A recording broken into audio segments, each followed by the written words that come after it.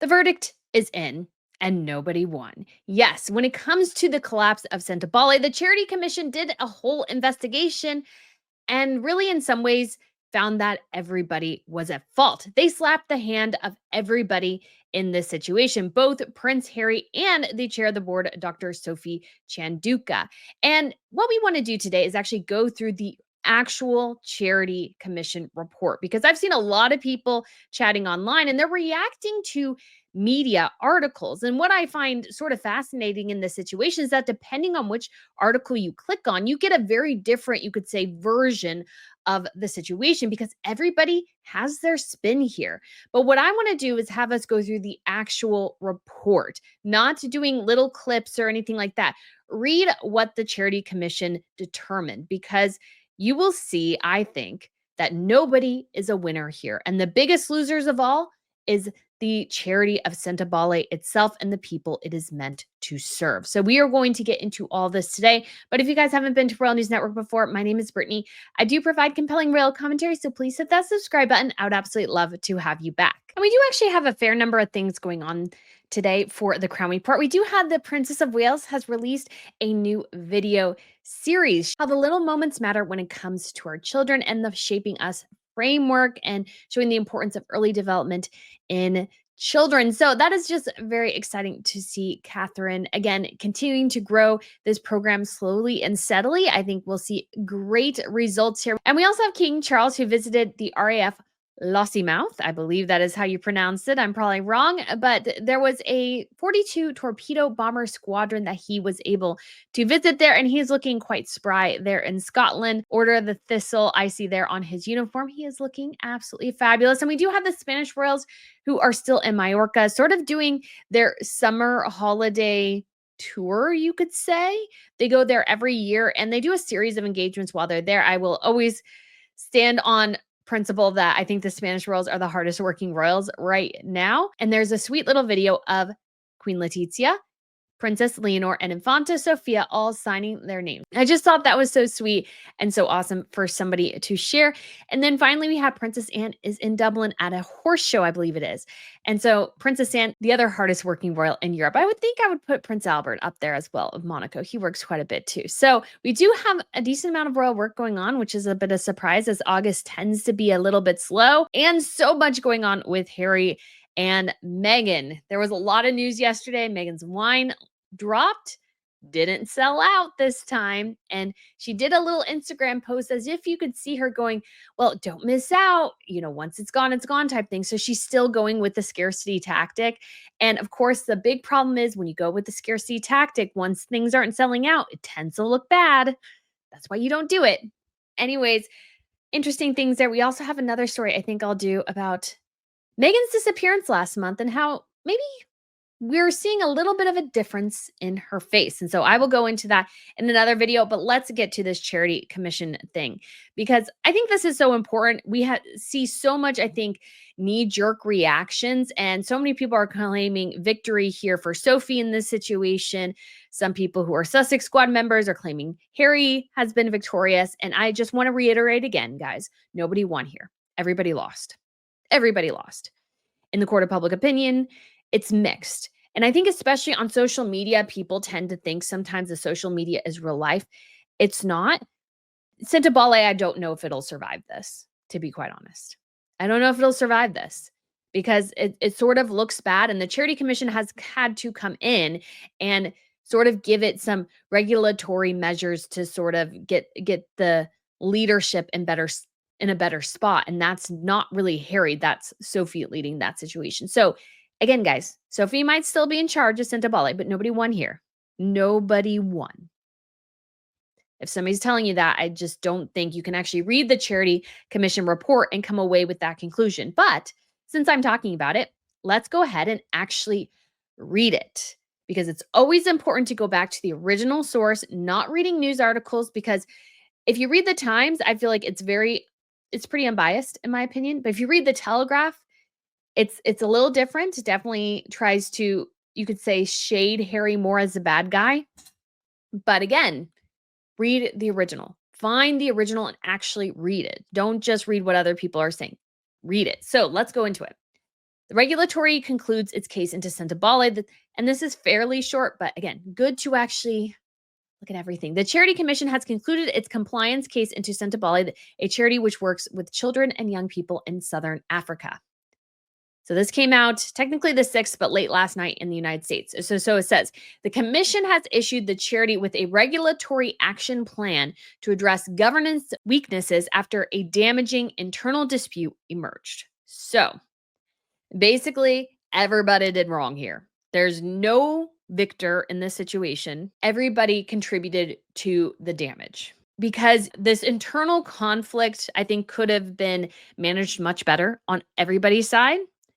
And again, we'll see more as we read this. The commission has identified a lack of clarity around the role descriptions and internal policies as a primary cause for weakness in the charity's management. Sorry, I'm making long pauses because I'm like really focusing on these two things here.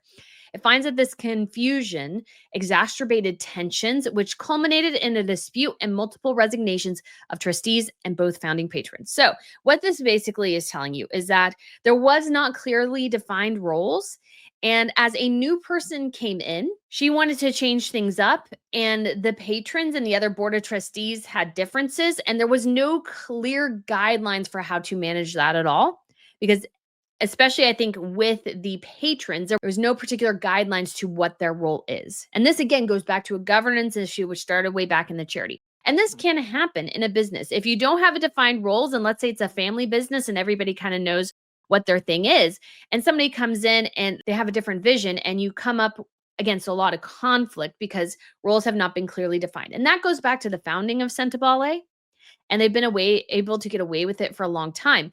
But I would say as well, I imagine some of this happened under Sophie's leadership as well. This is a multiple year-long issue that culminated in a disastrous thing where, again, everybody looked bad. Nobody comes out here the victor. The regulator has criticized all parties. I want to reemphasize it again. The regulator has criticized all parties to the dispute for allowing it to play out publicly, and further concluded that the then trustees' failure to resolve the disputes internally severely impacted the charity's reputation and risked undermining public trust in the charities more generally. So all parties here are at fault. Nobody is coming away from this squeaky clean. There is no victor. Everybody had an issue, and the trustees deciding to leave, yeah, severely impacted, although I do disagree with somewhat the charity commission's conclusion here because yeah, it risks the charity, but if you are at an impasse where the chair won't move and the trustees won't move, you just don't have really any other option. This is when this sort of thing happens in a company, and I say company, but charities run like companies basically, but their goals are not to make money, it's to distribute charitable donations.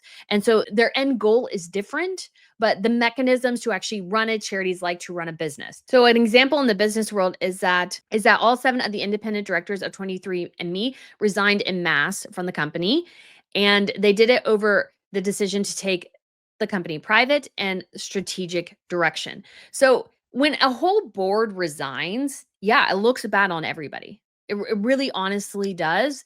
And from an outsider's perspective, as a potential investor, or in this case, a donor, I'm highly less likely to sign with the charity or company.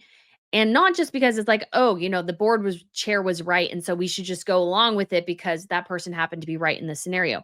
No, no, no. It's that you see a situation where people could not resolve their differences and everybody allowed the situation to blow up publicly. None of that looks good. And yeah, the trustees' failure to resolve it is definitely a problem. But I think everybody has a bit of an side there, to be quite honest. And yeah, the charity's reputation was impacted and risked undermining public trust in charities more generally. And yeah, it does. It does. And I think the future for Sentebale looks quite weak. And yes, Sophie, she sort of did a hostile takeover the board is kind of what happened. And yeah, she might have won that at the end of the day.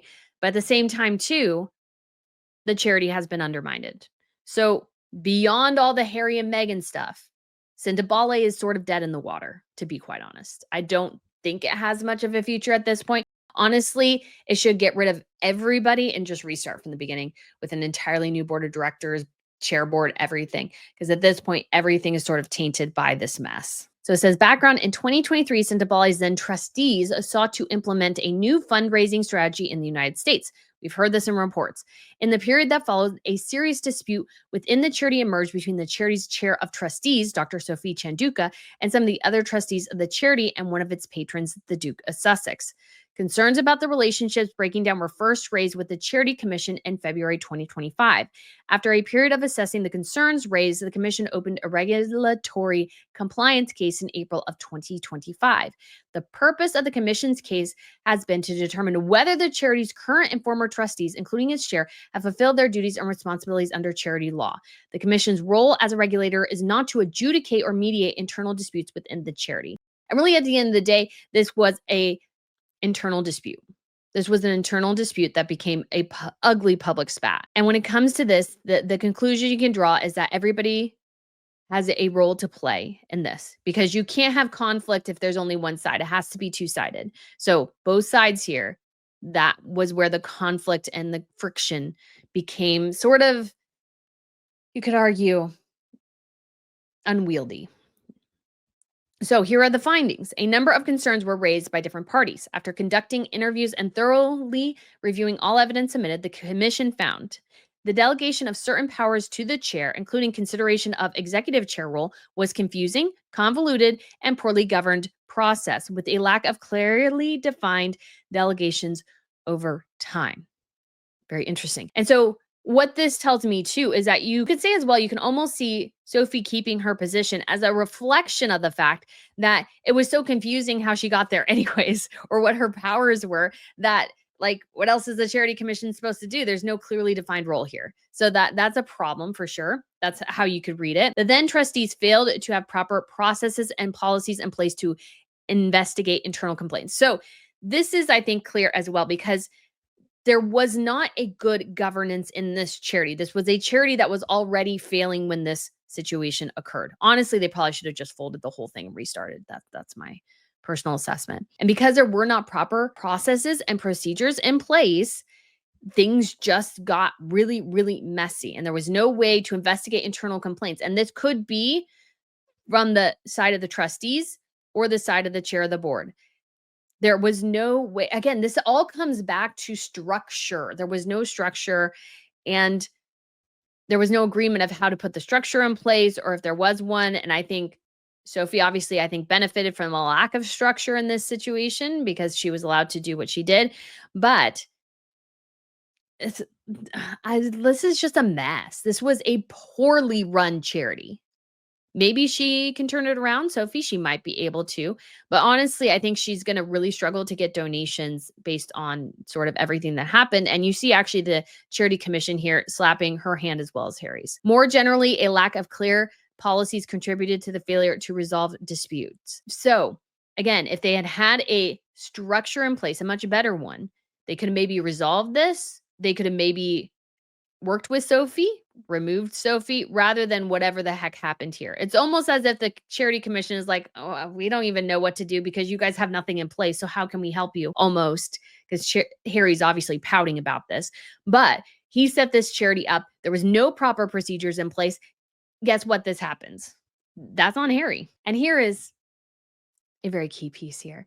It was not satisfied that public statements made to the media and public criticism made in television interviews. So this is slapping the hand of Harry and slapping the hand of Dr. Sophie were conducted in a way that served the charity's best interests. I 100% agree. I think everybody's ego was in play here and nobody won. Everybody lost, specifically the people they were supposed to help because it was mudslinging, it was ugly, and it makes me as a potential, you could say, donor, would make me question. Regardless if Harry is in charge or Dr. Sophie is in charge, I would not touch the charity. I would not. And especially with this report now, given the fact that there seemingly is no structure, there is no vision, like this was run, you could say, again, more like a family business, and that it just got super duper messy when somebody else kind of strong armed it. Like, what do you do? There's nothing you can do. So it says, based on the evidence provided and reviewed by the commission, it found no, and I repeat, no evidence of widespread or systemic bullying or harassment, including misogyny or misogynoir. Those are the words Sophie specifically used at the charity. But the commission has acknowledged the strong perception of ill treatment felt by a number of parties to the dispute and the impact this may have had on them personally. So basically, everybody has grievances here. Everybody has issues. Everybody's mad, and that's something. So, I know the Sun has stated that the charity cannot investigate individual allegations of bullying, but I actually do find this to be a bit of a thing that is good for Harry. So, it found no evidence, which I think Dr. Sophie was strongly alleging was widespread systemic bullying and harassment. That did not exist. Were there maybe personal conflicts in between Sophie and Harry and other members of the board? Probably, or trustees or whatever the heck they call them. But at the same time, you have a situation where this was not widespread and the charity commission basically didn't really find any evidence of anything. When things happen in a company, if you've ever had a job and things happen in a company and you get mad and irritated, of course, people have strong perceptions of things. I find perception to be an incredibly important word here because perception means that they felt this particular way, but does not mean it's very much like recollections may vary. That is your perception of the situation, but that might not be what actually occurred or happened. And we were told at one point that there was an email that stated that Harry was demanding that Dr. Chanduka go and defend Meghan. And so I would argue that might not exist. And if it does, it doesn't rise to the point of bullying and harassment, according to the Charity Commission. There's no evidence of it so far. I know people I've seen on X going, well, what about Meghan and Harry in that situation? It's like, well, there's no evidence of that. It's he said, she said. Until somebody actually provides an email that is verifiable, it's hearsay. And that's how you have to look at this. And I know some people are going to be super upset with that. But this exonerates Harry in a lot of ways. It just does. And the charity overall, which you could say is good actually for all sides here, because if there is no systemic bullying or harassment, that means the charity is actually in a better place. But I think that they specifically call out what Sophie, specifically the misogynoir there, that they specifically call that out tells me that they looked into the allegations she made and they didn't find them all that credible. I hate to say it, guys, but that's like they're using her specific language to discuss this here. And I say that because I just listened to the previous video I did about this situation, and I remember hearing that. She made that particular claim, and it doesn't seem like the commission found that to be credible. Just saying what the words are telling us here. If you're just saying, you could just say bullying and harassment, but that you go into this saying they're particularly discussing Sophie's claims in that particular instance is this. And it also says overreach by either the chair or the Duke of Sussex as patrons. So again, they're slapping both hands here. But the commission is critical of the charity's lack of clarity in delegations to the chair, which allowed for misunderstandings to occur. So basically, Harry screwed up by not having a clearly defined charitable structure, and the chair also overreached maybe some of her, let's say, purviews as the chair, but because there was a misunderstanding or a lack of clarity, a misunderstanding occurred. So again, pretty clear here what happened. So it says the failure to clarify delegations within the charity to the chair and the failure to have proper processes for internal complaints both amount to mismanagement in the administration of the charity. Separately, the commission expects that in the future, the charity should have a clearly defined patron role set out in writing. So again, part of the problem goes back to when you don't have roles that are clearly defined, everybody, and this can happen in any job, guys. I'm sure all of you guys have a situation where you've experienced this, where when the roles are not clearly defined, people overlap and conflict results. Exactly what happened here. The conclusion or conclusions. The commission's assessment of the various accounts that have been provided is that all the charity's then trustees contributed to a missed opportunity to resolve issues which led to the dispute. So, again, slapping the hand of Harry and the other trustees there. The regulatory observed that strategic and financial difficulties that had emerged for the charity following the COVID-19 pandemic contributed to the tensions that arose. Okay, so very, very astute there. So, what happened was, and we saw this, that they were trying to pivot because they had relied solely on Polo to fundraise and they were trying to pivot to other avenues. This caused tension. And when you have a lack of finances and a lack of strategic vision, chaos will ensue. It does, especially when it comes to a company like this. And then you got, I say company, I mean charity, but like, again, it's run like a company. And then you have everybody's egos in play.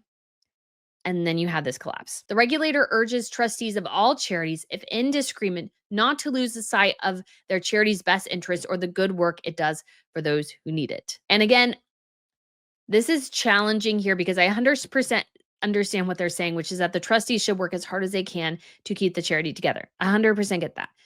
At the same time, though, this does happen when a company, a charity, when they are in disagreement with the chair of the board or the head of the company, the CEO, CFO, whatever. Sometimes at some point, the only choice you have, it's the same thing in any small job. The only choice you have is to walk away sometimes. And the trustees did that, which again damaged the charity, which I don't think the charity commission particularly likes. And that's why they're slapping the hand here. But if you have a situation where nobody is going to budge, like you don't have a ton of options here. If nobody's listening, if everybody's arguing, if there's no clearly defined roles, everybody's fighting, sometimes you only have the choice to walk away. I'm just saying that's the thing. So as made clear to all parties in this case, if disputes do occur, the regulator recommends seeking mediation, showing goodwill and acting in good faith. It also encourages all trustees to be mindful to channel their belief in the charity's mission in a constructive and collaborative way. So, this again, slapping the hand a little bit more of the trustees, but I think everybody, again, could have had a better mediator, a regulator, something to help sort of mediate this situation. This was avoidable. And it's sad that the trustees all had to leave. And I get what the charity commission here is.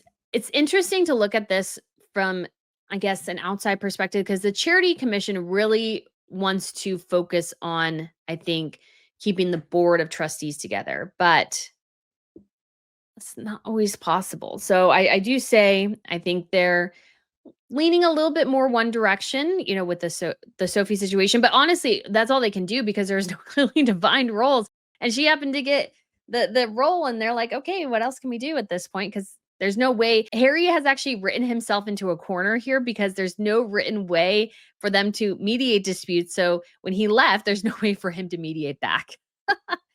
It's all bad. It's all bad, guys. And so it says next steps. The charity currently has validly appointed trustees in place to take the charity forward. The commission has issued a regulatory action plan setting out steps the current trustees need to take, including to implement an internal dispute policy, improve the charity's complaints and whistleblowing procedures, and establish clearer processes for delegating authority on behalf of the charity. The regulatory action plan also sets out the importance of the trustees securing sufficient funding to enable the charity to deliver its beneficiaries. So this is definitely sad. It sounds like I think the charity is really struggling. Am I surprised? No. Is that really Harry's fault? Not really, in some ways. When the board resigned, how the chair of the board reacted to that would lay the groundwork for the future. And I just don't think that was particularly handled well. And I think it scared away some potential donors. To allow the dispute to play out publicly, to go on television and make a lot of accusations and those sorts of things. And people on Harry's side did it too, more in print rather than in interviews. No one looks good. The charity looks bad, and people have completely lost focus. What does the charity do? Tell me what Sentebale does. You probably don't know. You will honestly probably don't know. Or you didn't really know until the dispute came out and you read 2 sentences about it and don't know anything about it. The best thing to have done, I think, for Sophie is to not drag Harry and Meghan but was actually to go and proclaim the strong work of Sentebale. Because unfortunately, when you get into mudslinging, it will scare away potential investors because they think you're maybe more focused on that and settling grievances than you are in actually running the charity. From an outside perspective, especially looking at, let's say, high level donors, strong business people, I can 100% guarantee you that this type of scenario, it may play well on social media, does not play well in the real world with real money. It just doesn't. It says the regulator is monitoring the charity's progress against a regulatory action plan. Should it receive evidence that raises new regulatory concerns, it will assess this in line with its usual processes. David Holdsworth, chief executive of the Charity Commission, said passion for a cause is the bedrock of volunteering and charity, delivering positive impact for millions of people here at home and abroad every day. However, in the rare cases when things go wrong, it is often because that very passion has become a weakness rather than a strength. Very good. Sentebale's problems played out in the public eye, enabling a damaging dispute to harm the charity's reputation, risking overshadowing its many achievements and jeopardizing the charity's ability to deliver for the very beneficiaries it was created to serve. 100%. This case highlights what can happen when there are gaps in governance and policies critical to charities' ability to deliver for their cause. We have issued the charity a regulatory action plan to make needed improvements to rectify the findings of mismanagement. He added, moving forward, I urge all parties not to lose sight of those who rely on the charity's services, and the current trustees must now make improvements to ensure the charity focuses on delivering for those it exists to serve. So it kind of gives you kind of a outline of what the charities should do. And that is it, ladies and gentlemen. That is it. Nobody won here. Everybody lost. Everybody lost something. And it's sad that a internal dispute made its way so publicly, which is actually sort of what I predicted in the first place. If you remember, my prediction was that this was an internal dispute that got a little bit too public and that everybody looks bad. And that's exactly how this played out. So just point that out. But I do want to say, when it comes to the media in particular, I see a lot of ways people are spinning this. You know, we have the Times, which has a bit more of Harry's perspective, I would say, although it's a little bit more neutral. It just says Harry is angry at the Charity Commission for sitting on the fence after it criticized all parties, at his charity for weakness and undermined.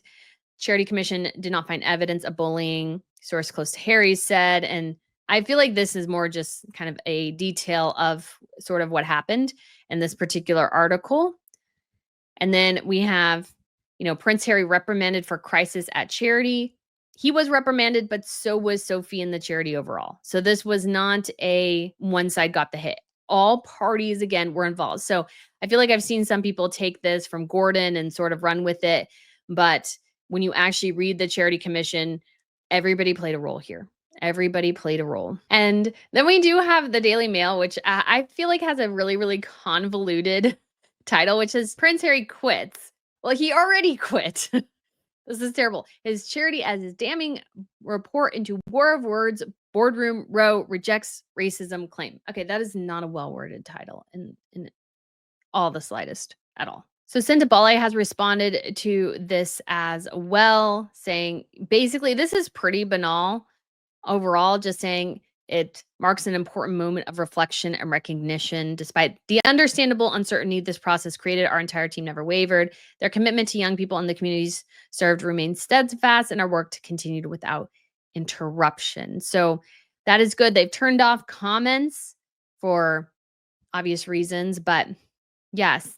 And then we have the executive director there. So we do have Dr. Sophie's statement here. She says, I appreciate the Charity Commission for its conclusions, which confirm the governance concerns I raised privately in 2025. And then she goes on to kind of regurgitate the past here and says, I want to thank all my colleagues and the courageous new board members who have stayed focused on the mission in the face of unprecedented media glare. The unexpected adverse media campaign that was launched by those who resigned on the 24th of June March has caused incalculable damage and offers a glimpse of the unacceptable behaviors displayed in private. However, the Charity Commission slapped her hand as well for also engaging in media games. So she is not innocent of sort of doing the exact same thing, and I think honestly exacerbating the situation. So, honestly, I don't see a good future for Sentebale. I don't. Others might disagree. Maybe it survives, but it's got a tough, tough hill to climb. And it's going to have a lot of people questioning it for a long, long time. And I just don't think a lot of high level donors will be interested in engaging in a mess like this. Because even if, yes, the previous trustees are out and yes, the patrons are out and everything, and there's sort of a new leadership, you got to wonder behind the scenes what really happened in some ways. And if you read the Charity Commission's report and all the governance issues, which were under both the previous trustees' watch and Sophie's, this was a charity that was destined to fail in some ways, very sadly. And I do say that when it comes to Harry, he sort of, I think, ignored Sentebale for a long time. And then all of a sudden when things got dire, got super interested and all of a sudden trying to save it after he previously sort of abandoned it. And then you had conflicts arise. And it sounded like they were really struggling then and now to raise any money. And I just don't see that changing anytime soon. But of course, you're welcome to disagree. Thank you so much for listening. Let me know your thoughts down below, and I shall talk to you again very soon. Bye.